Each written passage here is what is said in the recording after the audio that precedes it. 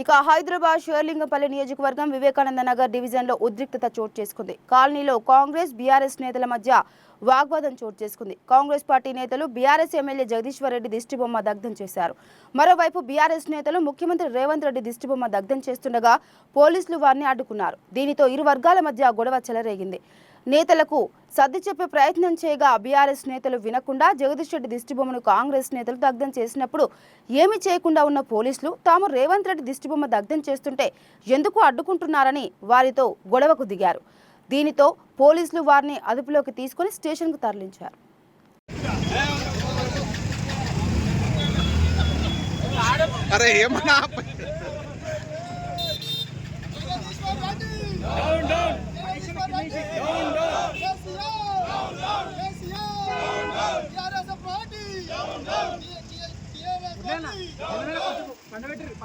Automatic పడిపోతుంది. Automatic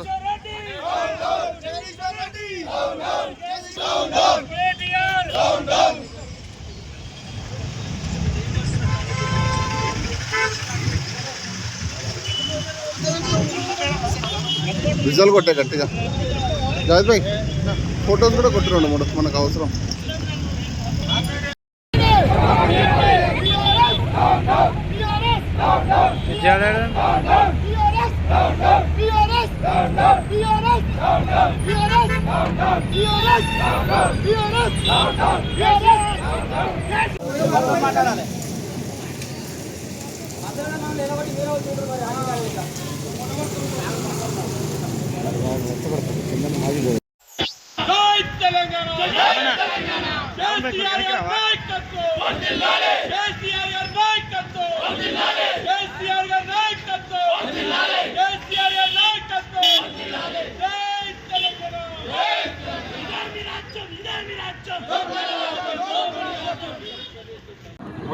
ఈరోజు కేటీఆర్ గారి పిలుపు మేరకు ఏదైతే జగదీష్ రెడ్డి గారు అసెంబ్లీలో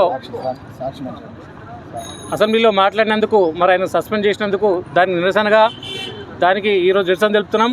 అలాగే మాజీ సీఎం కేసీఆర్ గారి మీద రేవంత్ రెడ్డి గారు రవీంద్ర భారతిలో మాట్లాడుతూ ప్రభుత్వ లెక్చరర్లకు ఉద్యోగ పత్రాలు ఇస్తామని చెప్పి మాట్లాడుతూ మరి చాలా అధ్వానంగా మాట్లాడడం జరిగింది. ఒక మాజీ సీఎం తెలంగాణ తెచ్చినటువంటి కేసీఆర్ గారి మీద స్టేటర్ నుంచి ఈరోజు మార్చర్కి వెళ్తాడు ఇప్పుడు అని చెప్పి అంత ఘోరంగా ఒకసారి కూడా కాదు 4-5 సార్లు ఆ పదాన్ని ఆ రోజు రవీంద్ర భారతిలో ఉచ్చరించడం జరిగింది.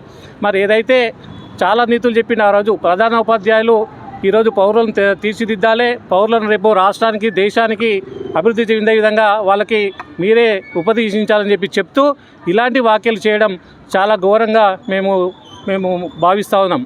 అలాగే ఏదైతే జగదీష్ రెడ్డి గారు అసెంబ్లీలో గవర్నర్ గారి దానికి సమాధానం చెప్పే విధంలో మాట్లాడుతుంటే మరి మిగిలిన కాంగ్రెస్ మంత్రులు వాళ్ళు అడ్డు తగిలితే దాని గురించి కరెక్ట్గా మాట్లాడినప్పుడు మరి ఏదైతే స్పీకర్ని ఉద్దేశించి మాట్లాడుతున్నాడు జగదీష్ రెడ్డి గారు దళితుడు అని చెప్పి పట్టించుకోకుండా ఇష్టం ఉన్నట్టుగా మాట్లాడుతారని చెప్పి వాళ్ళు అన్నారు. ఆ రోజు కూడా జగదీష్ రెడ్డి గారు కూడా ఏది మాట్లాడలేదు. నాకు ఏదైతే గవర్నర్ మాట్లాడిన దానికి సమాధానం ఇవ్వడానికి నాకు సమయం ఇచ్చినారో నేను మాట్లాడతాను, నాకు సమయం ఇవ్వండి. అసెంబ్లీ అనేది కూడా ప్రతి ఒక్క ఎమ్మెల్యే చెప్పే సమాధానం చెప్పే హక్కు ఉంటుంది కాబట్టి అది అడగడమే తప్ప మరి దానిని వాళ్ళు వేరే విధంగా భావించి వేరే విధంగా తీసి మరి జగదీష్ రెడ్డి గారిని అసెంబ్లీ నుంచి సస్పెండ్ చేయడం జరిగింది. నిన్న అసెంబ్లీలో కూడా మా హరీష్ రావు గారు చాలా క్లియర్ చెప్పిండ్రు, ఏదైనా మేము పొరపాటు జరిగితే మీరు చెప్పండి. మా కేసీఆర్ గారు అసెంబ్లీలో స్పీకర్కి కూడా చాలా మర్యాద ఇస్తామని చెప్పి ఫస్ట్ రోజు మీకు కూడా చెప్పాడు. మేము ఇప్పుడు కూడా చెప్తున్నాం, అలాంటిది ఏమైనా జరుగుతుంది కనుక మీరు తప్పైతే మాకు చెప్పండి.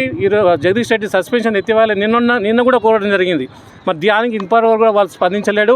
కావున జగదీష్ రెడ్డి గారిని ఖచ్చితంగా అతని సస్పెన్షన్ వెంబడే ఎత్తివేసి మరి ఏదైతే శాసనసభ ప్రజలకు కావాల్సినటువంటి సమాధానాలు ఆయన ఎన్నుకున్నటువంటి ఆయన ఎమ్మెల్యే కాబట్టి మరి ఆయనకి రావాల్సినటువంటి హక్కు ఆయనకు శాసనసభకు ఉంది కాబట్టి ఖచ్చితంగా ఆయన సస్పెన్షన్ ఎత్తివేయాలని చెప్పి మేము కోరుతా ఉన్నాం. ఇంకా కనుక మీరు ఈ విధంగానే ఎత్తివేయకపోతే కనుక ఇంకా రానున్న రోజుల్లో మరి ప్రజలకు మేము ఇవన్నీ తీసుకెళ్లే విధంగా చేస్తాం. మరి ఇదే కేసీఆర్ గారు మీద ఆయన చేసినటువంటి రేవంత్ రెడ్డి క్షమాపణ చెప్పకుండా నిన్నేదో తప్పుదో పట్టిస్తూ ఉన్నాడు. మళ్ళీ నిన్న మాట్లాడుతూ నేను కేసీఆర్ గారిని అనలేదు, కేసీఆర్ గారిని అట్లా అనే విధంగా నాకు రాదు, నేను బీఆర్ఎస్ పార్టీ అని చెప్పి అంటా ఉన్నాడు. ఒకసారి కావాలంటే రవీంద్రభారత్లో ఆయన మాట్లాడినటువంటి క్లిప్పింగ్ తెచ్చుకొని చూస్తే ఆయనకు అర్థమవుతుంది.